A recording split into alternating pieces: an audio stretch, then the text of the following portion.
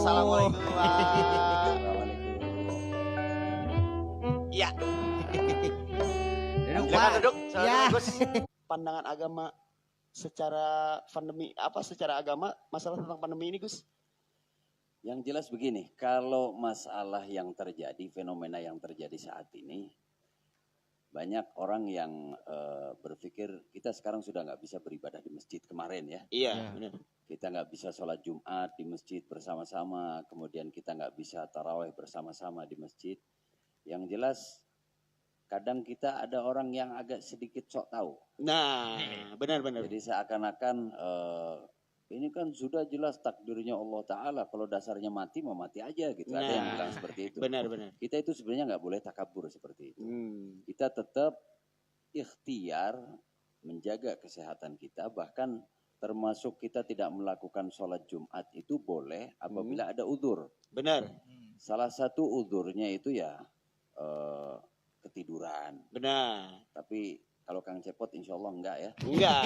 Jadi adzan Jumat, adzan Jumat terus bentar tidur dulu, bablas sampai asar. Iya. Itu namanya sengaja. Itu sengaja, beda. Kalau ya? misal ada orang kecapean dari jam 10 pagi ketiduran, tahu-tahu bangun ini sudah jam 2 siang. Maka dia kelewatan untuk sholat Jumat, maka ini termasuk udzur sholat. Kemudian ada udzur lagi itu, ada hujan besar, hujan badai, menakutkan, itu maka kita tidak melakukan sholat Jumat, tidak apa-apa. Kemudian ada sesuatu yang mengancam. Ya. Maka kita pun diperbolehkan untuk tidak melakukan sholat Jumat. Termasuk adanya wabah ini termasuk salah satu yang membahayakan manusia. Benar. Karena virusnya ini dikatakan membahayakan. Tapi kalimat membahayakan ini dari siapa? Ya otomatis dari tenaga medis yang tahu tentang hal itu gitu ya. Benar. Ini ada pernyataan dari tenaga medis bahwa ini membahayakan, maka kita tidak melakukan sholat Jumat ini termasuk udzur. Maka tidak ada dosa orang yang tidak melakukan sholat Jumat. Tapi ini sifatnya adalah ikhtiar kita. Benar. Kita ikhtiar untuk menjaga kesehatan, tapi kembali ke diri kita, kita tidak boleh punya ketakutan yang berlebihan. Karena kita pun diajarkan bahwa segala sesuatu yang menimpa kepada diri kita itu adalah ketentuan dari Allah Subhanahu wa Ta'ala. Kita tidak boleh ada ketakutan, kekhawatiran yang berlebihan, karena ini bukan hanya sekedar efeknya keimanan kita yang akan dipertanyakan di hadapan Allah, tapi ini pun sangat berpengaruh di tubuh kita, di kesehatan kita. Ketika kita punya kekhawatiran yang berlebihan, ini hati ini akan bereaksi sehingga memberikan sinyal kepada otak. Sehingga otak ini ketika kita kekhawatirannya berlebihan, ketakutannya berlebihan, itu akan mengeluarkan enzim-enzim yang negatif. Sehingga justru akan muncul banyak penyakit-penyakit di dalam tubuh kita gara-gara kekhawatiran yang berlebihan. Makanya Islam mengajarkan kita nggak boleh punya takut yang berlebihan kecuali kepada Allah. Kita tidak boleh punya kekhawatiran yang berlebihan kecuali ketika kita khawatir untuk meninggalkan kewajiban kita kepada Allah dan kita khawatir barangkali kita melakukan sesuatu yang dilarang oleh Allah Subhanahu wa Ta'ala. Sehingga Islam mengajarkan ketenangan di dalam hati kita bisa diperoleh hanya dengan satu hal. Ala bidzikrillah tatmainnul qulub. Ketahuilah hanya dengan kita sering zikir kepada Allah, ingat kepada Allah, menyebut nama Allah, itu yang membuat hati kita akan menjadi tenang. Ketika diri kita tenang, semuanya tubuh kita insya Allah akan menjadi baik dan menjadi sehat. Nah, eta zikir, ibadah, olahraga. Iya. Gitu. Jadi urang jasmani sehat, hati oge milu sehat. Gitu. Nah, Gus, yang tadi dibahas sama Gus itu kan masalah sholat Jumat ada udzur atau enggak kan ya? Kalau misalkan kita tidur nih ya, habis subuh, habis sholat subuh kita tidur, terus kita bablas sampai jam 3, itu bagaimana itu urusannya? Ini soalnya ada kejadian. Tambah kebluk seteh. Ada kejadian teman saya. Apa? Itu tuh bagus namanya. Itu gimana, itu emang malas apa emang kebluk apa kumaha itu? Jadi tidur itu yang disebut tidur ini menjadi udzur sholat. Itu ketika kita tidur itu benar-benar tidur pulas, tidak ada yang membangunkan diri kita. Kemudian kita pun tidak mendengarkan sinyal-sinyal, misal kita dengar adzan gitu ya. Kalau kita udah dengar adzan zuhur, sebentar lagi ya, sebentar lagi. Nah ini namanya bukan uzur. Bukan ya maksudnya. Atau sudah ada yang membangunkan, Kang, ayo sholat Jumat, bentar lagi Jumatan gitu. Entar. Nah ini namanya bukan uzur. Bukan, malas ya temannya. Tapi kalau uzur itu benar-benar dia tidur, capek, dan tidak ada yang membangunkan, dia sendiri pun tidak, apa sih Kang Cepot? Apa ngelilir itu apa ya? Iya. Ya ngelilir ya benar ya? Iya benar lilir ya. Gitu. Ya udah gak apa-apa, aku selilir ya udah. Kita nggak ngelilir, nggak dengerin apa-apa, tahu-tahu kita bangun jam 3 sore. Itu maka itu termasuk uzur. Tapi kita pun harus, bukan berarti uzur itu boleh untuk tidak sholat. Tetap kita harus secepatnya mengqadha sholat itu tadi. Dengan sholat zuhur ya? Iya, diganti dengan sholat zuhur tentunya. Jangan bukan berarti kita bablas ya, guys. Wah, sholat kaliwatnya. zuhur gitu ya. Baik langsung sholat asar we cenah. Gitu. Bisa gitu. Enggak begitu. Kan meureun di agama oge ada jama ada 2 ya? Gus ya, jama takdim takdim, takhir. Ya, takdim, takhir itu kan. Kalau Jama. misalkan sedang di perjalanan kita Iya, bisa dijama bisa kan dijama. gitu. Betul. Sebenarnya mah apa ya?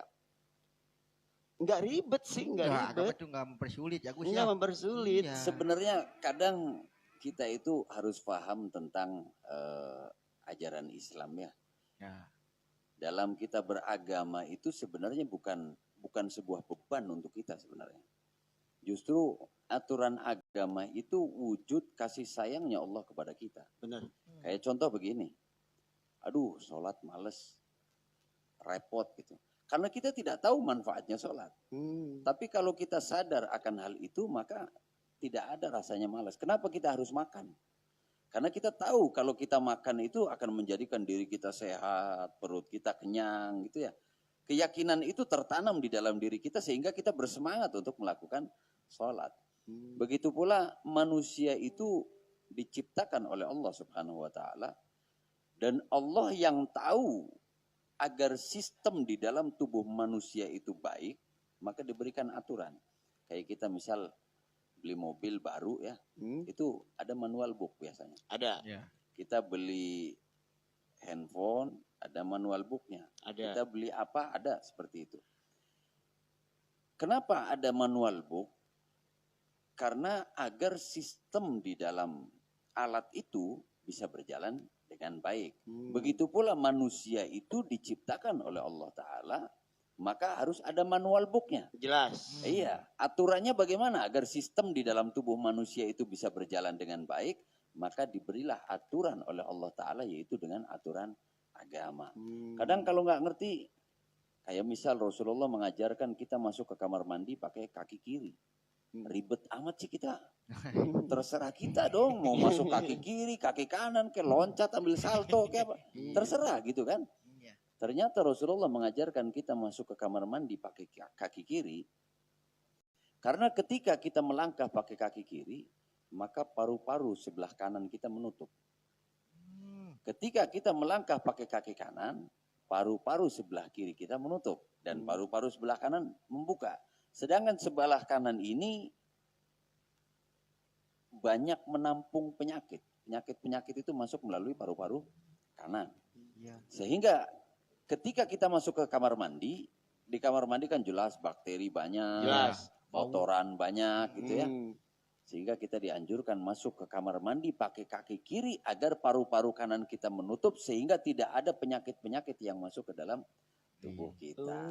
Itu salah satunya. Makanya kan sunnah Rasul itu semuanya memang untuk kebaikan kita sendiri. Kurang-kurang kene. Jangan urang-urang kene. Nah, Gus, kalau masalah pandemi ini, zaman dulu atau zaman-zaman para nabi atau para rasul itu udah ada belum sih sebenarnya? Kalau zaman dulu sudah ada. Kita kalau bicara sampai ke nabi-nabi zaman dahulu terlalu jauh ya. Terlalu jauh ya.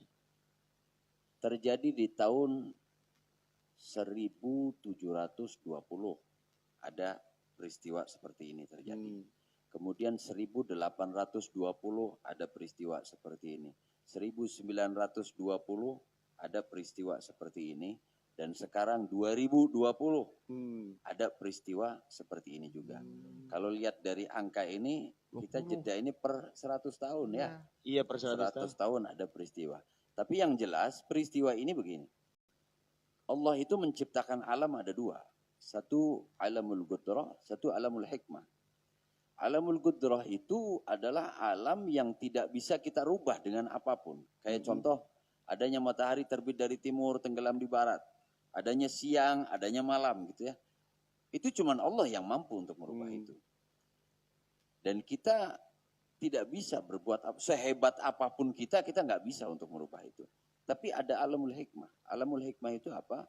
Alam yang bisa kita ambil pelajaran dari apa yang terjadi. Hikmah yang bisa kita ambil. Iya. Dengan adanya pandemi sekarang yang terjadi, hikmah apa yang terjadi untuk diri kita? Kalau banyak orang yang takut dengan mati. Dengan adanya ini banyak orang ketakutan. Aduh, ntar jangan-jangan gue ketemu orang mati gitu ya. Banyak yang terjadi seperti itu. Tapi tidak semua orang pun takut bagaimana nanti pertanggungjawabannya di hadapan Allah. Sehingga ternyata masih ada juga orang yang memanfaatkan dengan kondisi seperti ini. Kan begitu kan? Pasti untuk ada mencari itu. keuntungan, memanfaatkan pribadi dan sebagainya. Berarti dia takut mati tapi tidak takut dengan pertanggungjawabannya dia kelak di hadapan Allah Ta'ala. Sebenarnya ini adalah saatnya Allah tuh rindu dengan kita. Benar.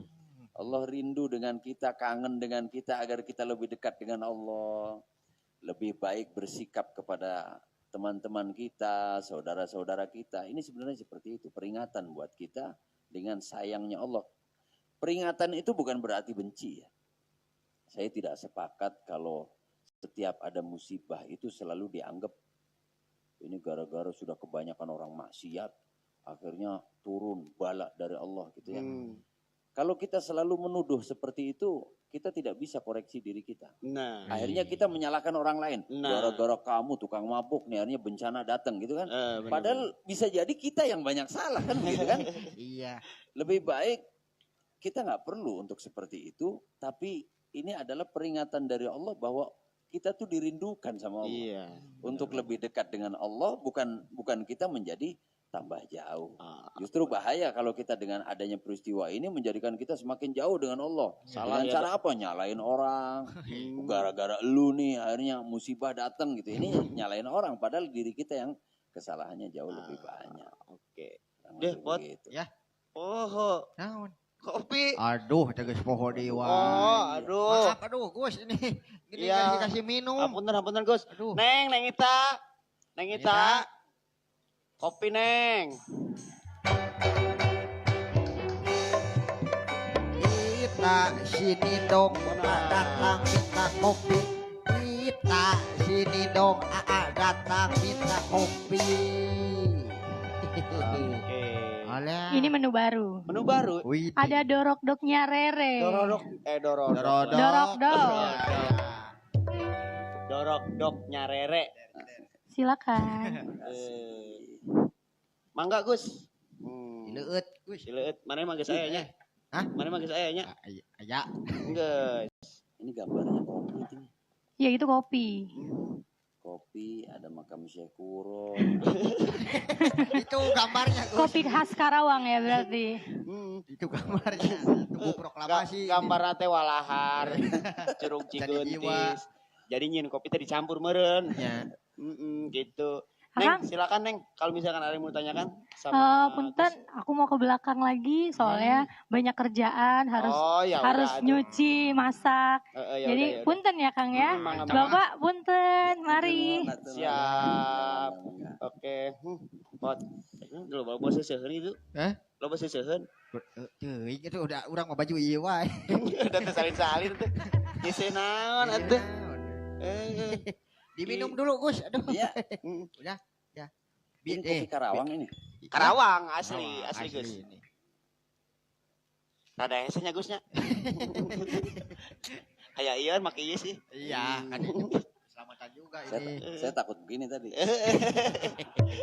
Gus, biasanya ciri khas Gus hari ini pakai belangkon.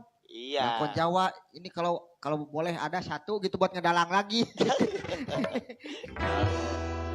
Kalau saya pakai kasih belangko nanti namanya bukan cepot lagi nanti.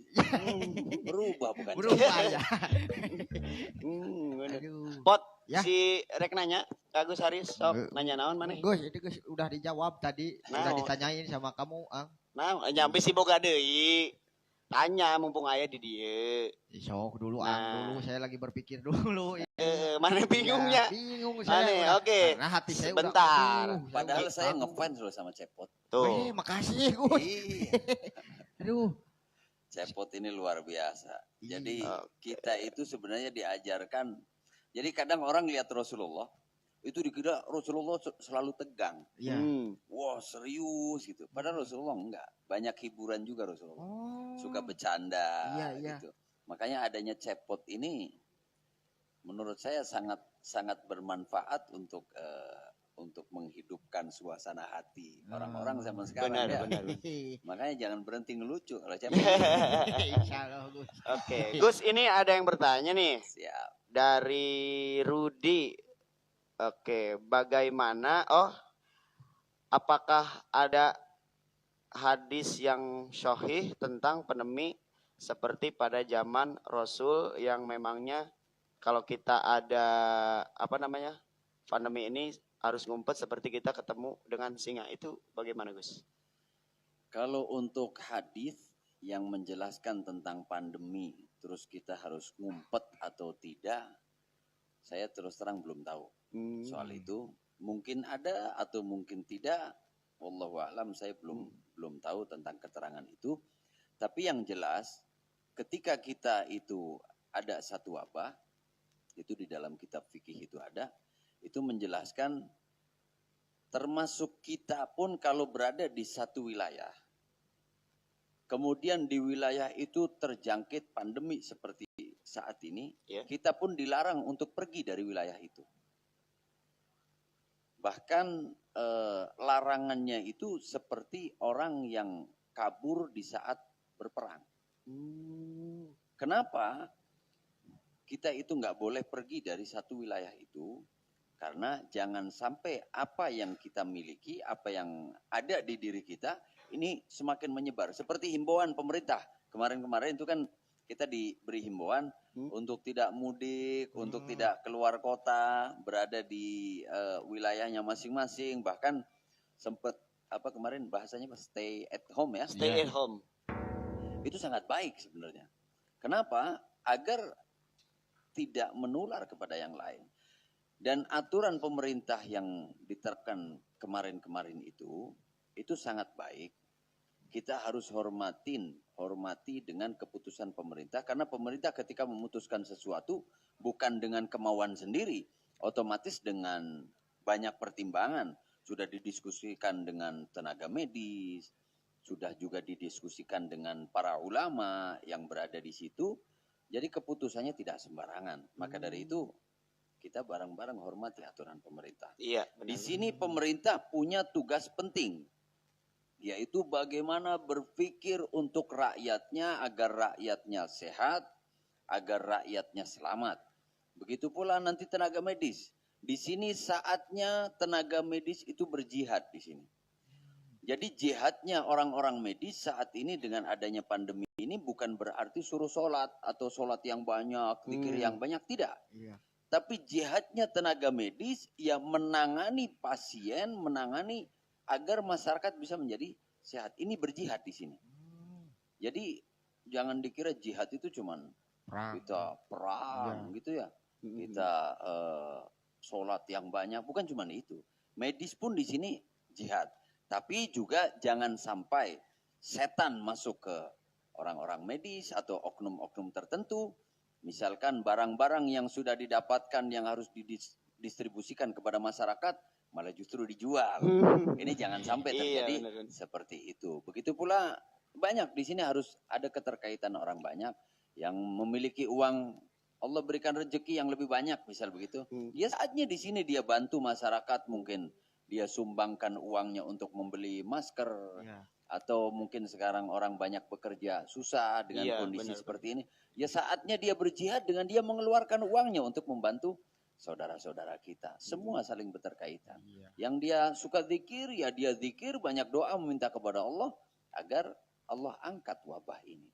Semua saling mendukung lah. Berarti tergantung niat kita gitu ya Gus ya. Harus seperti itu. Kita niat yang kuat, tapi asal kita punya tekad bersama-sama, tekad bareng-bareng yang kuat, niat yang kuat dari diri kita, secara keseluruhan, insya Allah cepat kok corona itu insya Allah akan terangkat dari muka bumi ini. Amin.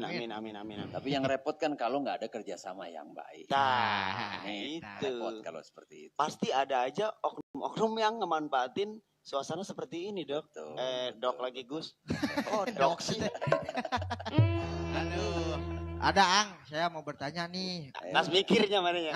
Nas mikir. Karek ingat gitu. Sok. Kemarin saya teh lagi sholat ke masjid saya teh. Kan jaga jarak ya Gus ya sekarang mah harus jaga jarak cenah. Ayo cek nu gigireun teh. Ye kadieuan. Ye jaga jarak mang ye teu meunang. Kadieu saya teh. Lamun longkrang keur setan cenah. Ulah corona saya teh ku corona sieun ku setan saya teh. Buru saya teh. Aing kadon bukbak we imam mah ngageleuyeung we aing nepi ka balikna ngeributkeun eta. Aduh, itu gimana Gus? Iya rada rame ya. Nepi kate salatan. Rada rame ya. Aduh. Rada rame. Aduh. Dugi kapasiana gitu. Saya teh sieun ku setan, sieun ku corona. Jadi salat naman teh terus ada karlut. Aing kadon ribut we jeung amang-amang eta. Aduh. Gimana tuh Gus? Jadi kaitan masalah soft sekarang pakai jaga jarak gitu ya. Ya. Pertama orang ada yang bilang, oh kita sholatnya nggak sah karena sholatnya berjarak. Ini kalau sholat pakai jarak itu nggak terkait dengan masalah syarat sahnya sholat. Jadi soft itu tidak masuk di syarat sahnya sholat. Sholatnya sah atau tidak selama dia memenuhi syaratnya maka sholatnya sah. Kalau dalam kondisi yang baik-baik saja maka afdolnya yang utamanya soft itu rapat, ya, kemudian lurus. Ini kalau dalam kondisi yang baik. Tapi dengan kondisi yang ada saat ini, kita ikuti aturan pemerintah harus jaga jarak, nggak ada masalah. Sholatnya tetap sah. Sholatnya tetap sah karena ini kondisi-kondisi tertentu yang akhirnya kita harus jaga jarak. Nanti kalau kondisinya sudah normal, ya nggak ada salahnya kita kembali lagi. Bahkan afdolnya memang rapat ya. Dan lurus. Cuman kadang saya itu suka ngerasain banyak yang komentar itu yang jarang sholat jamaah. Nah, kalau yang suka jamaah komplain wajar. Wajar. Ya. Tapi yang komplain ini yang jarang ke masjid komplain. Ini yang jadi masalah sebenarnya. Nah, bingung itu. Iya. Bingung Gus. Apa? Bingung. Gitu. Soalnya saya pernah. Ini Kang Cepot saya pernah. Saya manggilnya Akang apa nih? Apa aja saya mau Aliando juga nggak apa-apa. Yeah. Yuk semangat. Jadi saya pernah punya pengalaman seperti ini. Ya. Waktu itu saya mau sholat maghrib. Tahu-tahu sudah adzan maghrib, cepat-cepat saya ke masjid. Kebetulan sampai ke masjid, saya baru masuk ke tempat wudhu, komat. Wudhu saya kencang banget tadinya, cepatnya wudhu. Takut ketinggalan. Kebetulan masjidnya ini posisinya di atas. Jadi bawah itu ada gedung pertemuan, masjidnya ada di atas. Lari ke atas. Sampai di atas saya tengok-tengok ternyata nggak ada orang. Nggak ada orang, cuman ada satu orang saja nih. Nah dia itu ya yang komat. Iya kan saya diborong. Akhirnya saya jadi makmumnya ini nih, satu orang ini. Cuman agak sedikit kesel terus terang. Itu imam bilang sama saya di belakangnya, sufufakum fa inna taswiyatu suf minta musalla. Rapatkan dan luruskan. Tapi jelema mana eueuh? Kan saya bingung kan saya sendiri saya begini.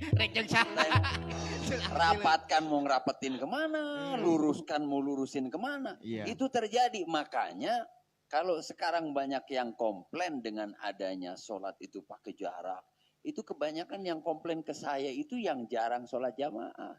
Jadi jawabnya bingung saya. Kalau dia yang sering jamaah komplain wajar. Iya.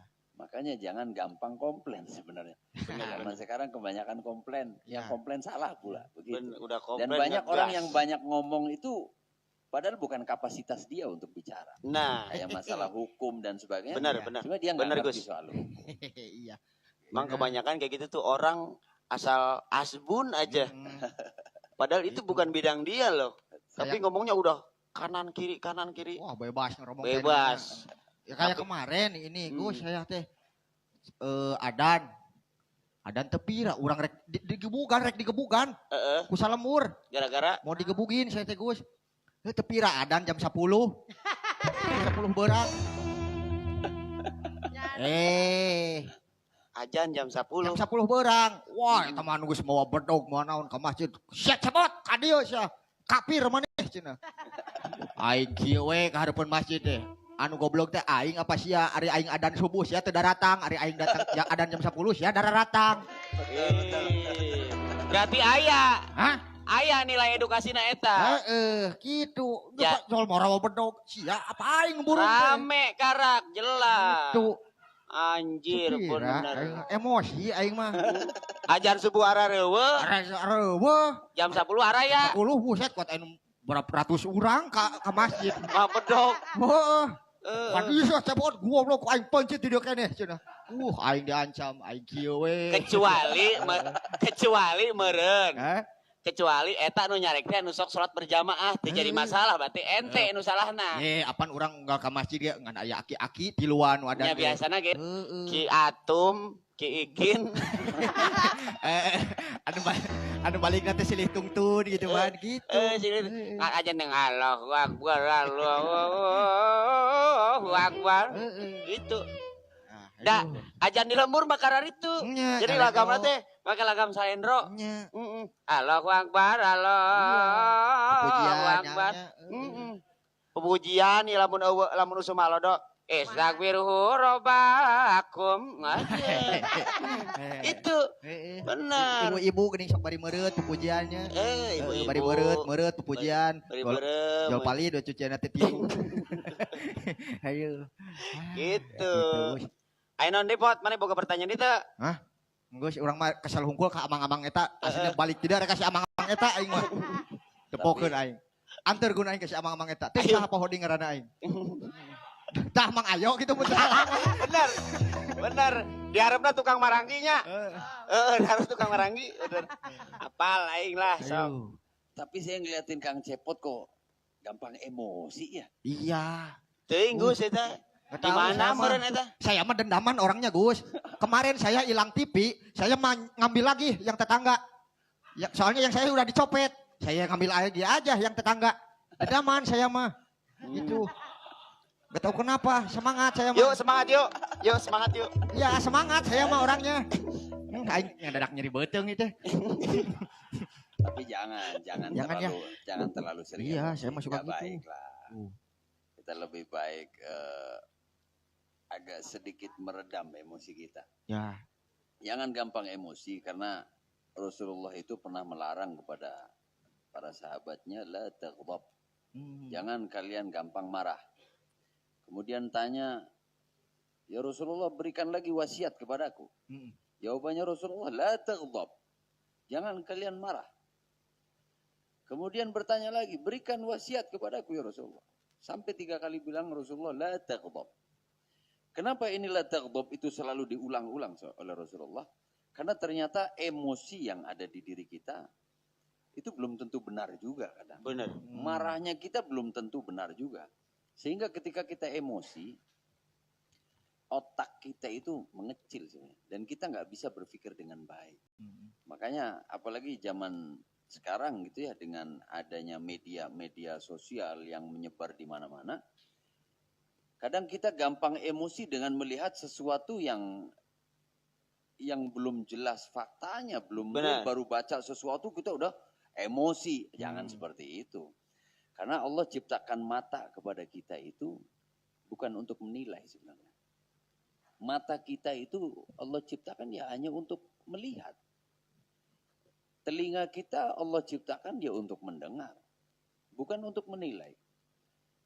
Nilai itu fakta, baru muncul sebuah nilai. Kayak contoh misal begini. Punten Akang percaya tidak dengan penilaian mata Akang? Tidak dok. Tidak dok deh. Aing dok wae. Dok wae. Semoga saya jadi dokter deh. Amin. Jadi Percaya Gus, asli itu percaya. Sekarang misal begini, Kang Punten saya mau jual mobil. Ini fotonya nih, diliatin foto mobilnya. Belum tentu kita percaya dengan lihat foto itu. Iya. Nyatanya apa? Ketika mobilnya ada, kita coba wangung, kita dengerin mesinnya gitu, kita cek semuanya. Setelah faktanya mobil itu bagus, baru kita menyatakan itu bagus. Kang Punten saya mau jual motor ini, harganya sekian. Belum tentu kita percaya juga. Harus kita lihat motornya, kita dengerin mesinnya, baru kita percaya setelah fakta itu menyatakan bahwa motor itu bagus, kan begitu. Berarti kita sendiri tidak percaya dengan penilaian mata kita. Kita sendiri tidak pernah percaya dengan penilaian telinga kita. Tapi itu ketika untuk diri kita. Kenapa kok kita gampang ngejudge orang dengan sepintas yang kita lihat dari mata kita. Kita baru melihat begini terus dibilang, oh itu orang jelek.